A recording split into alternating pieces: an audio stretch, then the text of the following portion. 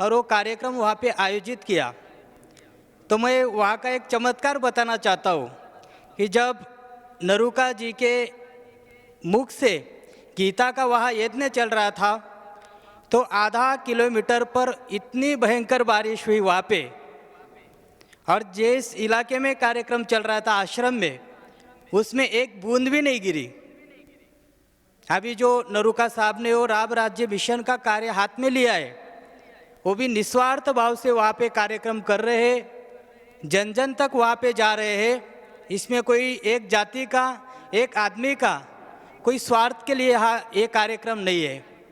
तो इसलिए मैं आप सबको बताना चाहता हूँ, कार्य कितना भी कठिन हो, अगर हमने मन से सोच लिया कि ये कार्य करना है तो कार्य वहाँ पे भगवान हमारे हाथ से कर लेते। अभी इसमें 3 बातें, तन मन धन, हमें शरीर से भी इस कार्य में काम करना है, मन से भी करना है, और धन भी यहाँ लगने वाला है।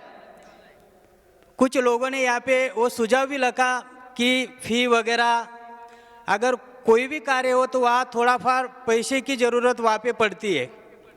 अभी गीता करना, अभी हमारे महाराज जी ने बोला, महाराष्ट्र में हमारे ज्ञानेश्वर जी महाराज, हम जिस परंपरा से आते हैं वारकरी संप्रदाय के, वहाँ पे 700 साल हो गए गीता को, और गीता पे उन्होंने टीका रची है ज्ञानेश्वरी में, वो मराठी में है। और महाराष्ट्र में जो हमारा संप्रदाय वो गीता पे ही कार्य वहाँ पे करता है। इसलिए जो हम कार्यक्रम रखने वाले गीता का, वो तो बहुत कठिन है, क्योंकि जल्द से जल्द गीता लोगों के समझ में नहीं आती है। भागवत जो है, भागवत में नरुका साहब ने बोला कि अभी बहुत स्टार कथाकार है जो करोड़ों फी लेके वहाँ पे कथा का प्रोग्राम करते, हमारे परिसर में भी सब चल रहा है। अभी लोगों की धारणा ऐसी हो गई है, जहाँ चमत्कार है वहाँ भीड़ ज़्यादा होती है, और हमारी जो संत परंपरा है इसमें कोई चमत्कार वगैरह नहीं है। गीता हमें कर्म ही सिखाती है। हमारे जीवन में जो कर्म लिखा होगा वही हमें भुगतना पड़ेगा, चाहे सन्यासी हो चाहे गृहस्थी हो।